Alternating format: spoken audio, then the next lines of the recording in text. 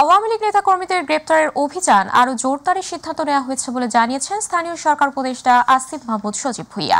বিকেলে সচিবালয়ে আইন শৃঙ্খলা সংক্রান্ত উপদেষ্টা কমিটির বৈঠক শেষে এই কথা জানান তিনি। আর স্বরাষ্ট্র উপদেষ্টা জাহাঙ্গীর আলম চৌধুরী জানান, 16, 25 এবং 31 ডিসেম্বরের নিরাপত্তা নিয়ে আলোচনা হয়েছে বৈঠকে। রাকিব হোসেনের রিপোর্ট।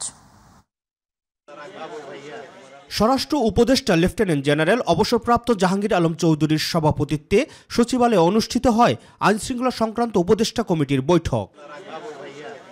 বৈঠক শেষে আলোচনার বিষয়বস্তু তুলে ধরেন স্বরাষ্ট্র উপদেষ্টা। তিনি জানান, আইনশৃঙ্খলা পরিস্থিতি আরও উন্নত করার সিদ্ধান্ত নেওয়া হয়েছে।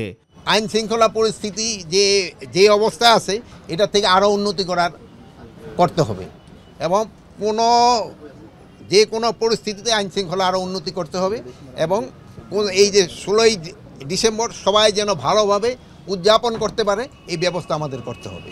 দেশে ছিনতাই বেড়ে গেছে স্বীকার করে শেষ রাতে পুলিশের পেট্রোলিং বাড়িয়ে দেওয়ার নির্দেশনাও দেন স্বরাষ্ট্র উপদেষ্টা। ঢাকা শহরে একটু ছিনতাই বেড়ে গেছে, এই জন্য আমরা পুলিশের ইনস্ট্রাকশন দিয়েছি শেষ রাতে সাধারণত ছিনতাইটা হয়, শেষ রাতে যেন পেট্রোলিংটা বাড়াই দেওয়া হয়। এ সময় সাংবাদিকদের প্রশ্নের জবাবে স্থানীয় সরকার উপদেষ্টা আসিফ মাহমুদ সজীব ভুঁইয়া জানান, আওয়ামী লীগ নেতাকর্মীদের নানা অপতৎপরতার পরিপ্রেক্ষিতে গ্রেফতারি অভিযান আরও জোরদার করার সিদ্ধান্ত হয়েছে। গ্রেফতার অভিযান বৃদ্ধি করার ব্যাপারে আমরা কিছু অ্যাক্টিভিটি গত কিছুদিন লক্ষ্য করেছি, তার ভিত্তিতে গ্রেফতার অভিযান আরও এক্সপার্টাইট করার ব্যাপারে সিদ্ধান্ত হয়েছে। বিগত সরকারের দোসররা এখনও বিভিন্ন গোষ্ঠীকে উস্কে দেওয়ার পাশাপাশি ফাইন্ডিং করছেন বলে অভিযোগ করেন স্থানীয় সরকার উপদেষ্টা। বিগত ফ্যাসিস্ট সরকারের যারা বাইরে আছেন এবং এখনও নানাভাবে বিভিন্ন গোষ্ঠীকে উস্কানি দেওয়ার চেষ্টা করছেন, বিভিন্ন জায়গায় ফান্ডিং করছেন এবং মিছিল করার চেষ্টা করছেন। আপনারা দেখেছেন গতকালকেও কয়েকজনকে অ্যারেস্ট করা হয়েছে এবং দেশকে অস্থিতিশীল করার ষড়যন্ত্র করে যাচ্ছেন। যাদের নামে মামলা আছে, সুস্পষ্ট অভিযোগ আছে, তাদেরকে গ্রেফতার করা হবে। রাকিব হাসান, মাইটিভি, ঢাকা। বিএনপির ভারপ্রাপ্ত চেয়ারম্যান তারেক রহমান বলেছেন, রাষ্ট্র মেরামতের জন্য অন্তর্বর্তী সরকারের কতদিন লাগবে তা জানার অধিকার জনগণের রয়েছে। তিনি বলেন, নির্বাচনের রোড ম্যাপের কথা শুনলে উপদেষ্টাদের চেহারায় অস্বস্তি দেখা দিলে সেটি হবে গণবিরোধী। বিকেলে মহান বিজয় দিবস উপলক্ষে বিএনপির আলোচনা সভায় ভার্চুয়ালি যুক্ত হয়ে তিনি এসব কথা বলেন। অনুষ্ঠানে বিএনপির মহাসচিব মির্জা ফখরুল ইসলাম আলমগীর বলেন, 31 দফার পরে আর কোনো সংস্কার থাকতে পারে না।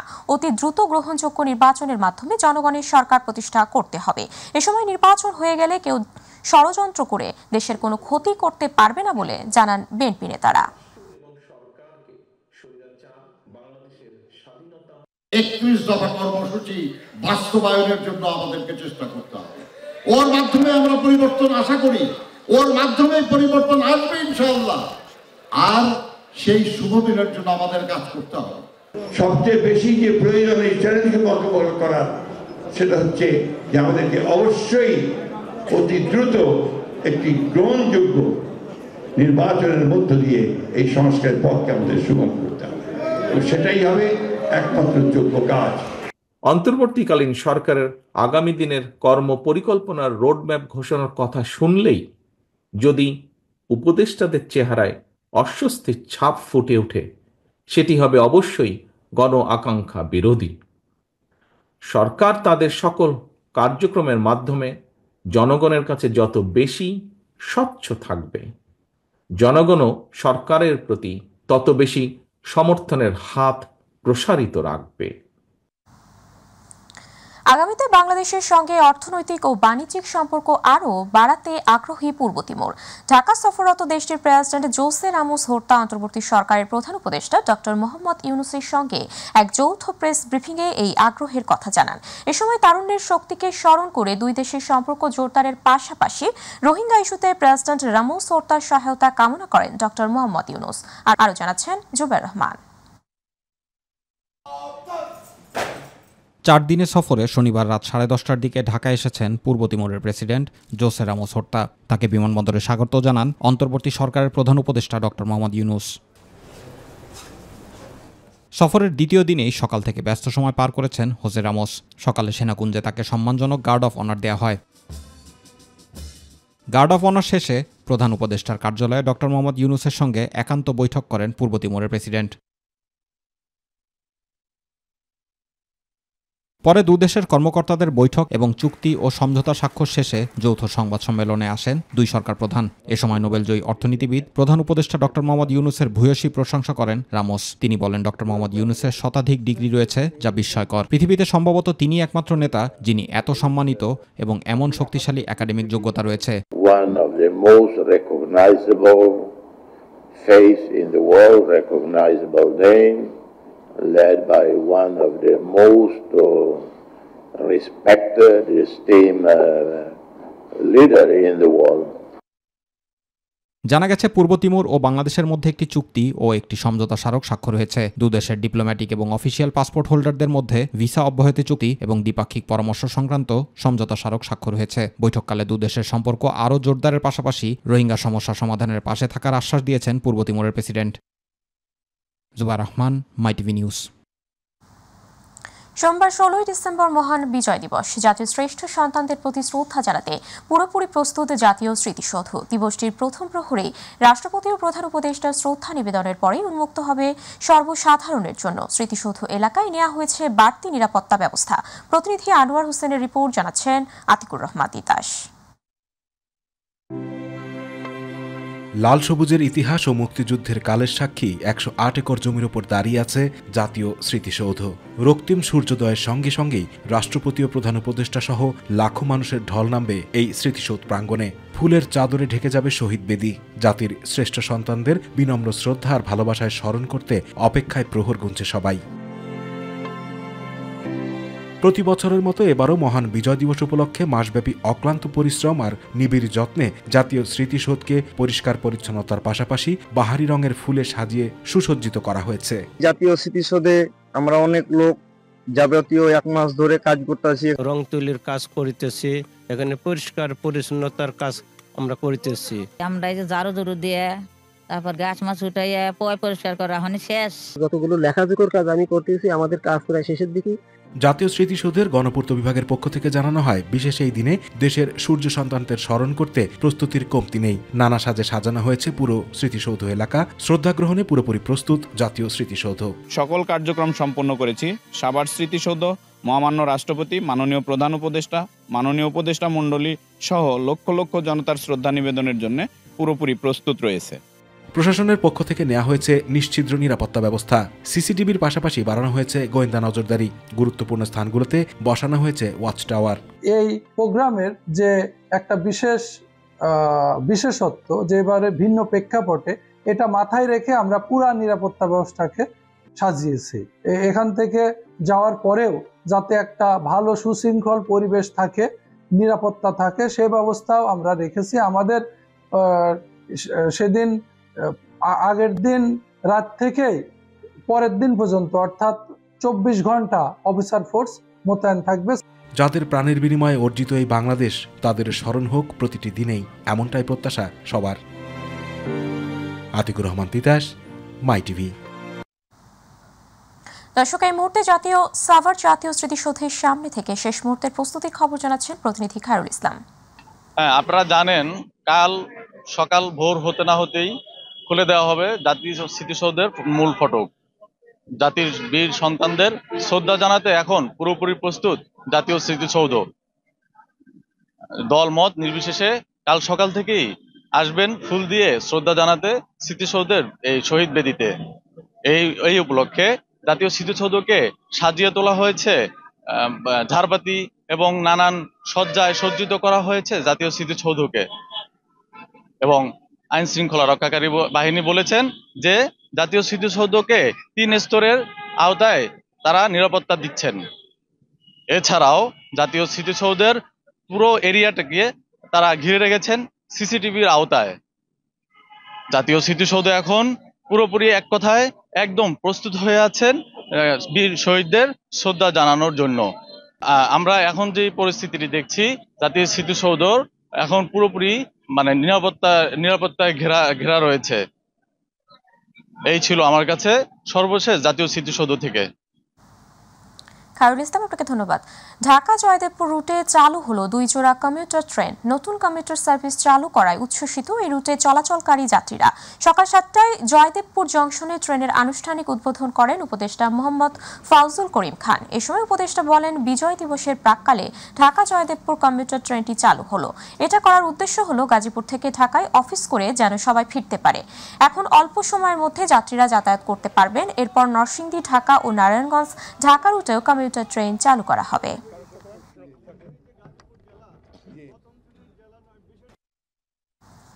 টানা কয়েক বছর চরম ভোগান্তির পর বাসের বিশেষ লেন বিআরটি দিয়ে অবশেষে বাস চালু হয়েছে। মহান বিজয় দিবস সামনে রেখে সকালে বিআরটিসির 10টি শীতাতপ নিয়ন্ত্রিত বাস দিয়ে এই সেবা শুরু হয়েছে। সকালে গাজীপুরের শিববাড়ি থেকে বিআরটিসির 10টি বাসের চলাচলের উদ্বোধন করেন সড়ক পরিবহন মন্ত্রণালয়ের উপদেষ্টা মোহাম্মদ ফাউজুল করিম খান। প্রতিনিধিদের পাঠানো তথ্যচিত্রে সাইদুর রহমান আবিরের রিপোর্ট। গাজীপুর থেকে ঢাকা বিমানবন্দর পর্যন্ত বাস র্যাপিড ট্রানজিট বিআরটি লেনে Bangladesh BRTC AC bus service চালু হয়েছে। সকালে শিববাড়ি বিআরটি অফিসে এই সার্ভিসের উদ্বোধন করেন সড়ক পরিবহন ও সেতু উপদেষ্টা ফাউজুল কবির খান। বাস চলাচল উদ্বোধনকালে উপদেষ্টা বলেন, বিগত সরকারের আমলে শুধু বিআরটিতে নয়, দেশের সব প্রকল্পেই দুর্নীতি হয়েছে। তবে অন্তর্বর্তী সরকার দায়িত্ব নেয়ার পর কোনো দুর্নীতি হয়নি। অন্তর্বর্তীকালীন সরকারের যে উন্নয়নের লক্ষ্য এবং এই জুলাই আগস্টের আন্দোলনে যারা শহীদ হয়েছেন, যারা অংশগ্রহণ করেছেন, তাদের সবারই প্রত্যাশা ছিল যে মানুষের জন্য উন্নয়ন হবে। তা আমরা এই উন্নয়নকে মানুষের কাছে পৌঁছে দিতে চাচ্ছি এবং আজকে এই অসম্পূর্ণভাবে এই বিআরটিসি বাস চালু করা এবং জয়দেবপুর ঢাকা কমিউটার ট্রেন চালু করা এই উদ্যোগেরই অংশ। আগামী জুনের মধ্যে এই বিআরটি প্রকল্পটি পুরোপুরিভাবে সম্পন্ন হবে। আপাতত বিআরটি এর লেন দিয়ে ছোট বাহন এবং বিআরটিসি বাস চলবে। প্রাথমিকভাবে 10টি বিআরটিসি এসি বাস গাজীপুরের বিআরটি লেনে মোট 42.5 কিলোমিটার পথ চলাচল করবে। যাত্রী চাহিদা এবং স্টেশনগুলো সম্পূর্ণ প্রস্তুত হওয়ার বিষয়টি বিবেচনায় নিয়ে বাসের সংখ্যা পরে বাড়ানো হবে বলেও জানানো হয় উদ্বোধনী অনুষ্ঠানে। আমরা আশা করি যে এটা আপনারা সবাই এর গাজীপুরবাসী এর সুবিধা গ্রহণ করবেন। সাইদুর রহমান আবির, মাই টিভি, ঢাকা। গেল কয়েক দশকের মধ্যে এবার মাত্রাতিরিক্ত শীত পড়তে পারে বলে জানিয়েছেন আবহাওয়াবিদ আব্দুর রহমান। এর মধ্যে দেশের উত্তর ও পশ্চিমাঞ্চলে নামতে শুরু করেছে তাপমাত্রার পারদ। এদিকে মাঝারি ধরনের কুয়াশা সহ মৃদু শৈত্যপ্রবাহের পাশাপাশি কোথাও কোথাও বৃষ্টির সম্ভাবনা থাকলেও ডিসেম্বরের শেষ নাগাদ পুরোদমে শৈত্যপ্রবাহের আশঙ্কা আব্দুর রহমানের। তীব্র শীতের মধ্যে পূর্বাভাস রয়েছে বৃষ্টিরও। আবু সাইদ ওপর রিপোর্ট।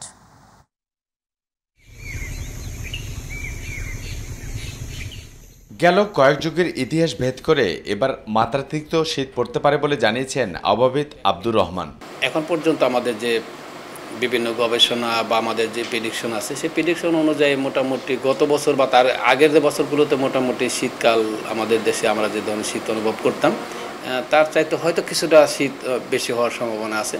তিনি বলেন, অতীতের চেয়ে এবার শীতের তীব্রতা বাড়তে পারে, তবে মাঝারি ধরনের কুয়াশা সহ মৃদু শৈত্যপ্রবাহের পাশাপাশি কোথাও কোথাও বৃষ্টির সম্ভাবনা থাকলেও ডিসেম্বরের শেষ নাগাদ পুরোদমে শৈত্যপ্রবাহের আশঙ্কা করছেন এই আবহাওয়াবিদ। কোথাও কোথাও হালকা এবং কোথাও কোথাও মাঝারি ধরনের কুয়াশা বিদ্যমান আছে এবং সেই ধরনের কুয়াশা আপাতত কয়েকদিন বিদ্যমান থাকবে। তবে আগামী 20 তারিখের পর থেকে দেশের কোনো অংশে হালকা থেকে মাঝারি ধরনের বৃষ্টিপাতের সম্ভাবনা আছে। এসব অঞ্চলে দু এক জায়গাতে মৃদু ধরনের শৈত্যপ্রবাহ বয়ে যাওয়ার সম্ভাবনা আছে। পাশাপাশি তেঁতুলিয়া ও চুয়াডাঙ্গায় তাপমাত্রা হ্রাস পেয়ে 25 থেকে কমে দাঁড়িয়েছে 9.3 ডিগ্রি সেলসিয়াসে বলে জানান আবহাওয়াবিদ আব্দুর রহমান। আমরা দেশে যে সর্বনিম্ন তাপমাত্রা আজ রেকর্ড করেছি চুয়াডাঙ্গা এবং তেঁতুলিয়াতে 9.3 ডিগ্রি সেলসিয়াস। তবে আগামী যে রাত আসছে আমাদের সামনে, এই রাতেও তাপমাত্রা কিছুটা কমের দিকে থাকার সম্ভাবনা আছে, বিশেষ করে দেশের উত্তর এবং উত্তর পশ্চিমের যে অঞ্চলগুলোতে। আবু সুতপু, মাই টিভি, ঢাকা। সেন্ট মার্টিন ভ্রমণে সরকারের বিধিনিষেধকে কেন অবৈধ ঘোষণা করা হবে না জানতে রুল জারি করেছেন হাইকোর্ট। আগামী 4 সপ্তাহের মধ্যে রুলের জবাব দিতে বলা হয়েছে। রোববার বিচারপতি ফাহমিদা কাদের ও বিচারপতি মুবিনা আশরাফের সমন্বয়ে গঠিত হাইকোর্ট বেঞ্চ এই আদেশ দেন। গত 18 অক্টোবর পরিবেশ মন্ত্রণালয় সচিবের কাছে সেন্ট মার্টিন দ্বীপে যাতায়াতে আরোপিত নিষেধাজ্ঞা প্রত্যাহার চেয়ে আবেদন করেন ওই এলাকার বাসিন্দা আব্দুল মালেক। আবেদনে বলা হয়, পরিবেশ উপদেষ্টা সৈয়দা রিজওয়ানা হাসানের উপস্থিতিতে সিদ্ধান্ত হয় যে নভেম্বর মাসে পর্যটকরা দিনের বেলা সেন্ট মার্টিন যাওয়ার অনুমতি পেলেও রাত্রি যাপন করতে পারবেন না। এসব সিদ্ধান্তের ফলে সেন্ট মার্টিনে বসবাসরতদের কর্মসংস্থান সীমিত হয়ে গেছে। এজন্য জরুরি ভিত্তিতে এই নিষেধাজ্ঞা প্রত্যাহার করা জরুরি। এই আবেদনের পরও ব্যবস্থা না নেওয়ায় হাইকোর্টে রিট করেন আব্দুল মালেক। মিনিস্ট্রি এই সিদ্ধান্তটা নিয়েছে এবং আমরা আদালতকে প্রাথমিকভাবে স্যাটিসফাই করতে পারছি যে মেমোটার ইলিগাল এবং আইনগত কোনো ভিত্তি নাই। আমরা সংক্ষুব্ধ হয়ে এই ইন্টারিম মেমো যেটা পরিবেশ মন্ত্রণালয় জারি করেছে সেটার বিরুদ্ধে মহামান্য হাইকোর্টের শরণাপন্ন হয়েছি, আশ্রয় নিয়েছি এবং ওনারা আমাদের এই আবেদনের উপরে সন্তুষ্ট হয়ে আজকে একটা রুল জারি করেছেন। হজ এজেন্সিস অ্যাসোসিয়েশন হাবে বাণিজ্য মন্ত্রণালয়ের যুগ্ম সচিব মোহাম্মদ দাউদুল ইসলামের নিয়োগকে অবৈধ বলে রায় দিয়েছেন হাইকোর্ট। রোববার বিচারপতি ফাতেমা নজিব ও বিচারপতি শিকদার মাহমুদ রহমানের হাইকোর্ট বেঞ্চ এ বিষয়ে দেয়া রুলের নিষ্পত্তি করে রায় প্রদান করেন। হজ এজেন্সিস অ্যাসোসিয়েশন অব বাংলাদেশের হাব 2024-26 মেয়াদের কার্যনির্বাহী পরিষদের এম শাহাদাত হোসাইন তসলিম সভাপতি ও ফারুক আহমেদ সর্দার মহাসচিবের দায়িত্ব পালন করছেন। 5 আগস্ট শেখ হাসিনা সরকারের পতন ও পরিবর্তিত রাজনৈতিক প্রেক্ষাপটে হাবের কার্যক্রম পরিচালনায় অন্তর্বর্তী সরকার হাবের তসলিম ফারুকের কার্যনির্বাহী কমিটি বাতিল করে বাণিজ্য মন্ত্রণালয়ের যুগ্ম সচিব মোহাম্মদ দাউদুল ইসলামকে হাবের প্রশাসক নিয়োগ দিয়েছে। পরে এই নিয়োগ বাতিল চেয়ে রিট হলে প্রশাসকের নিয়োগের বৈধতা নিয়ে রুল দেয় হাইকোর্ট। একই সঙ্গে নির্বাচিত কমিটি দায়িত্ব পালন করবেন বলে রায় জানিয়ে দেওয়া হয়। যে হাইকোর্ট ডিভিশনের আদেশের ভিত্তিতে 3টি এজিএমএই আমরা সময় মতো করেছি, হাইকোর্ট ডিভিশনের আদেশের বাইরে আমরা যাই নাই। এই সমস্ত যুক্তিকে গ্রহণ করে মাননীয় হাইকোর্ট বিভাগ বলেছেন তাহলে প্রশাসক নিয়োগের যে আদেশ এটিকে অবৈধ ঘোষণা করা হলো এবং এর কোনো কার্যকারিতা থাকলো না। বিডিআর হত্যা নিয়ে 2টি মামলা বিচারাধীন থাকায় আপাতত কমিশন গঠনের সিদ্ধান্ত থেকে সরকার সরে এসেছে বলে হাইকোর্টকে জানিয়েছেন স্বরাষ্ট্র মন্ত্রণালয়। বিচারপতি ফারা মাহবুব ও বিচারপতি দেবাশিস রায় চৌধুরীর নেতৃত্বাধীন হাইকোর্ট বেঞ্চকে এই তথ্য জানান ডেপুটি অ্যাটর্নি জেনারেল তানিম খান। এর আগে বিডিআর হত্যার পুরো ঘটনার তদন্তে কমিশন গঠনের কথা বললেও আজ এমন তথ্য জানিয়েছে স্বরাষ্ট্র মন্ত্রণালয়। পিলখানায় বিডিআর সদর দপ্তরে 2009 সালের 25 ও 26 ফেব্রুয়ারি বিদ্রোহের ঘটনায় 57 জন সেনা কর্মকর্তা সহ 74 জন হত্যাকাণ্ডের শিকার হন। সিআইডি তদন্ত শেষে হত্যা মামলায় 23 বেসামরিক ব্যক্তি সহ প্রথমে 824 জনের বিরুদ্ধে অভিযোগপত্র দাখিল করে। এছাড়া বিস্ফোরক আইনে করা মামলায় 808 জনের বিরুদ্ধে অভিযোগপত্র দেয়। পরে আরও 26 জনকে অভিযুক্ত করে মোট 834 জনের বিরুদ্ধে সম্পূরক অভিযোগপত্র দেয়া হয়। যদি কোনো বাধা থাকে সেটা আমরা কোর্টে দেখব, কিন্তু কমিটি একটা গঠন হয়ে অ্যাডমিনিস্ট্রেটিভ তদন্ত হতে পারে না, এটা আসলে মেনে নেওয়া যায় না। জনপ্রশাসন সংস্কারের লক্ষ্যে প্রস্তাবনা দিয়েছে বিএনপি। প্রশাসনকে ঢেলে সাজানোর পাশাপাশি বিভিন্ন প্রস্তাব রেখেছে দলটি। সকালে বিএনপি গঠিত জনপ্রশাসন সংস্কার কমিটির সদস্য ও বিএনপি চেয়ারপারসনের উপদেষ্টা কাউন্সিলের সদস্য ইসমাইল জবিউল্লাহর নেতৃত্বে একটি দল জনপ্রশাসন মন্ত্রণালয়ের সিনিয়র সচিব ডক্টর মোখলেস উর রহমানের কাছে এই প্রস্তাবনাপত্র জমা দেন। এ সময় ডক্টর মোখলেস উর রহমান জানান, সরকারি কর্মকর্তা ও কর্মচারীদেরকে সরকার মহার্ঘ ভাতা দেওয়ার সিদ্ধান্ত নিয়েছে। এর ফলে কর্মকর্তা কর্মচারীরা মূল বেতনের সঙ্গে আরো কিছু আর্থিক সুবিধা পাবেন। আমরা বলেছি ডিস্ট্রিক্ট ফিট লিস্ট করা হোক, কিন্তু সংস্কার তো আসলে এবারের ফিট লিস্ট কেমন হবে এটা তো সংস্কার, এটা এবারের একটা আইসোলেটেড ইভেন্ট, তাই না? সংস্কারের কথা আমরা বলেছি, যেমন স্পেশাল, যেমন আপনার ডিসি ফিট লিস্টের সময় পার্সোনাল লাইকিং অ্যান্ড ডিসলাইকিং যেন ওয়ার্ক না করে, কারণ DC is a very important force for the district. Fit list কেন করা? Any Tom, Dick and Harry will not make a deputy commissioner.